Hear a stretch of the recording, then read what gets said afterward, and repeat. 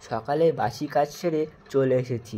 উনুনটা ধরিয়ে কড়াইয়ে করে টমেটো আলু সিদ্ধ ভাত বসিয়ে দিলাম। তোমরা দেখে অবাক হচ্ছ আমি কেন ভয়েস ওভার দিচ্ছি, কারণ আমার মায়ের শরীরটা খুবই খারাপ। তো গুড মর্নিং অল ফ্রেন্ডস, আশা করি তোমরা সবাই ভালো আছো, আমরাও ভালো আছি। শুধু মায়ের শরীরটা একটু খারাপ। তো ওদিকে ভাতটা বসিয়ে দিয়ে চলে আসলাম মাকে গ্লুকন্ডি জল আর বিস্কুট দিতে। মা ততক্ষণ খাক আর আমি ততক্ষণ বিছানাটা গুছিয়ে নিই।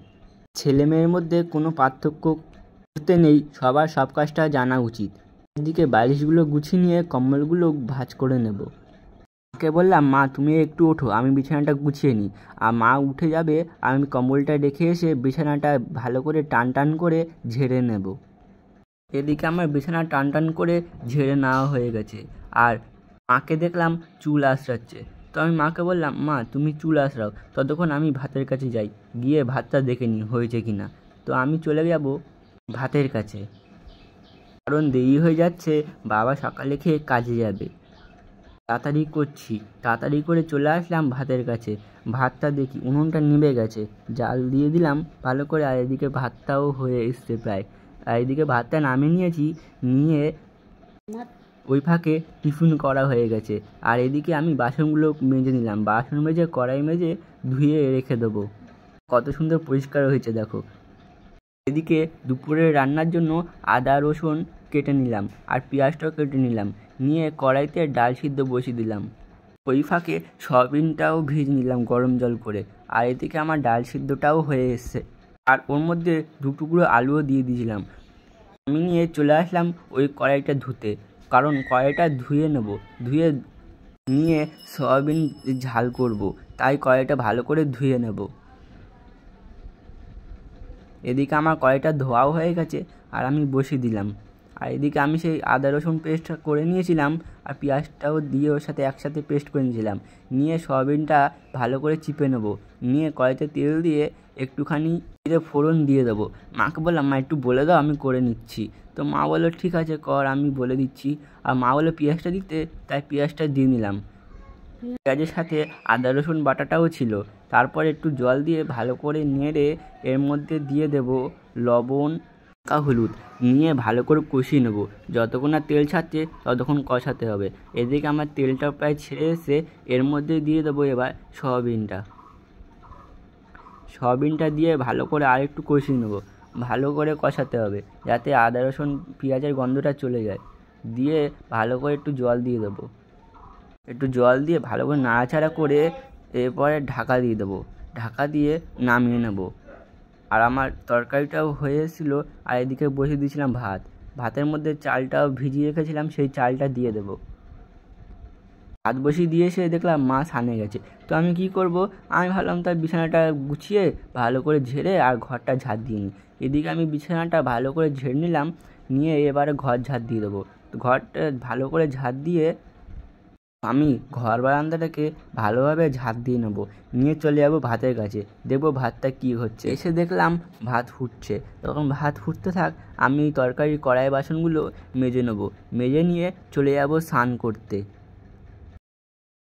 তো বন্ধুরা, স্নান করে চলে আসলাম। এসে দেখি মা শুয়ে আছে। তো মা শুয়ে থাকুক, আমি এই ফাঁকে ঠাকুরঘরটা সেরে নিই। চলো ঠাকুরঘরটা সেরে নেওয়া যাক।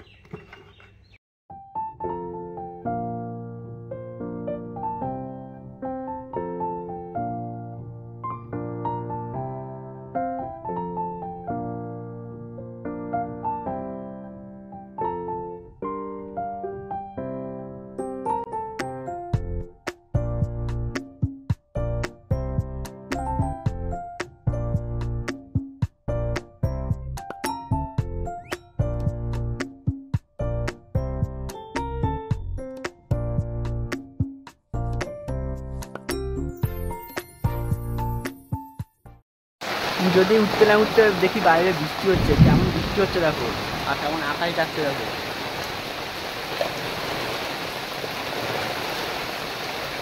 বিশাল বৃষ্টি হচ্ছে, এখনই আসলো বৃষ্টিটা।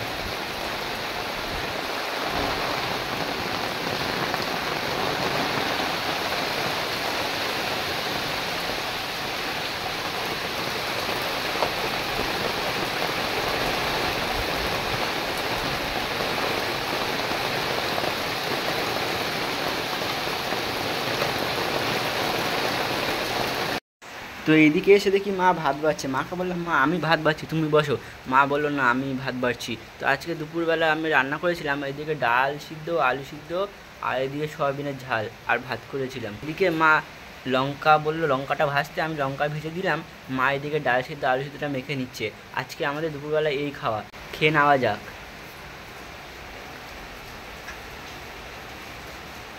তো বন্ধুরা, আজকে আমার খুব শরীরটা খারাপ।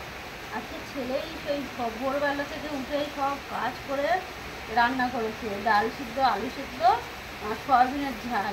ওই সয়াবিনের ঝাল করেছে, আমি একটু বলে বলে দিয়েছি আর ও করেছে। ছোটো মানুষ পারে বলো, কী করবো, শরীর খারাপ এত, আর উঠতেই পারছি না, এত মাথা ঘুরাচ্ছে, এত শরীরটা খারাপ, শরীরটা দুর্বল লাগছে, মনে হচ্ছে যেন শুয়েই থাকি।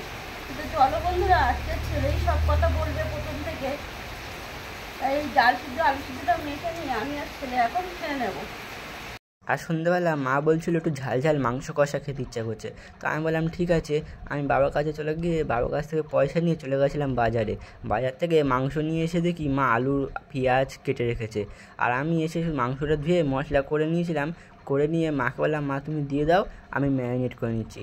তো মা সব মশলা ফসলা দিয়ে দিল, আর আমি এদিকে ম্যারিনেটটাও করে নেব। আর মা এর মধ্যে দিয়ে দিয়েছিল আদা রসুন বাটা, লঙ্কা, হলুদ আর একটু সর্ষের তেল। তো আমি ভালো করে মেখে নিয়ে আধা ঘন্টার জন্য ঢাকা দিয়ে দেবো। আর মাই রান্না করবে আজকে, কারণ আমি তো রান্না করতে পারি না, আর আমি রান্না করলে খাওয়াও যাবে না। তো মা কড়াইটা বসিয়ে দিয়ে তার মধ্যে একটু সর্ষের তেল দিয়ে দিয়েছিল, দিয়ে আলুগুলো ভালো করে ভেজে নেবে। ওর মধ্যে একটু লবণ আর একটু হলুদ দিয়ে ভালো করে লাল লাল করে ভেজে নেবে।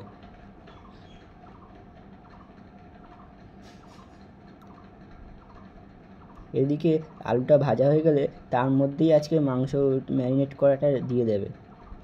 আর এর মধ্যে মা মাংস ম্যারিনেট করাটা ঢেলে দিল, দিয়ে ভালো করে একটু কষিয়ে নেবে।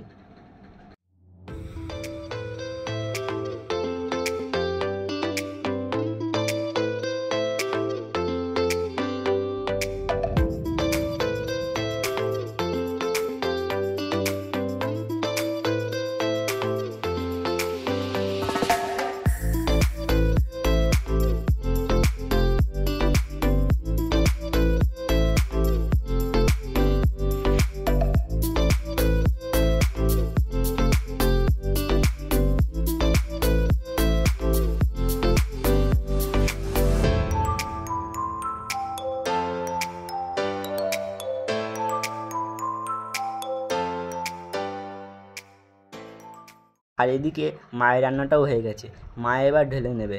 আর তোমাদের যদি ভিডিওটা ভালো লেগে থাকে তাহলে একটা লাইক করে দিও। আর তোমরা সবাই ভালো থেকো, আর দেখা হচ্ছে নেক্সট ভিডিওতে। টাটা।